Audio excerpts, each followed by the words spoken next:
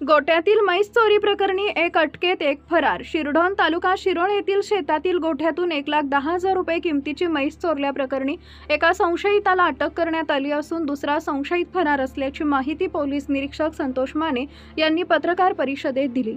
महेश वसंत बेबडे राहणार शिरढोण तालुका शिरोळ यांच्या फिर्यादीवरून 4 तारखेला रात्री त्यांच्या शेतातील गोठ्यातून कर्नाळी मुराद जातीची सुमारे 6 वर्षाची दूध देणारी म्हैस अज्ञात चोरट्यांनी चोरून नेली होती. पोलिसांना मिळालेल्या गोपनीय माहितीनुसार संशयितांचा शोध घेण्यात आला.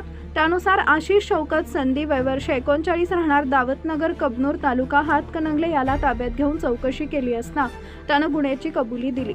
चोरीस गेलेली म्हैसही हस्तगत करण्यात आली आहे. या गुन्ह्यातील दुसरा संशयित मुझफ्फर आदम सनदी राहणार दावतनगर कबनूर तालुका हातकणंगले हा फरार असून त्याचा शोध सुरू आहे. पोलीस अधीक्षक नीलोत्पल, अप्पर पोलीस अधीक्षक अण्णासाहेब जाधव, उपविभागीय पोलीस अधिकारी विक्रांत गायकवाडी, सहाय्यक पोलीस निरीक्षक संतोष माने व पोलीस उपनिरीक्षक जीवन पाटील यांच्या मार्गदर्शनाखाली हवालदार ज्ञानदेव सानप, बाळासो कोळी, विवेक कराडे, अविनाश भोसले व सागर खाडे यांनी ही कारवाई केली आहे. आमच्या प्रतिनिधींचा पाहत रहा CK24 न्यूज.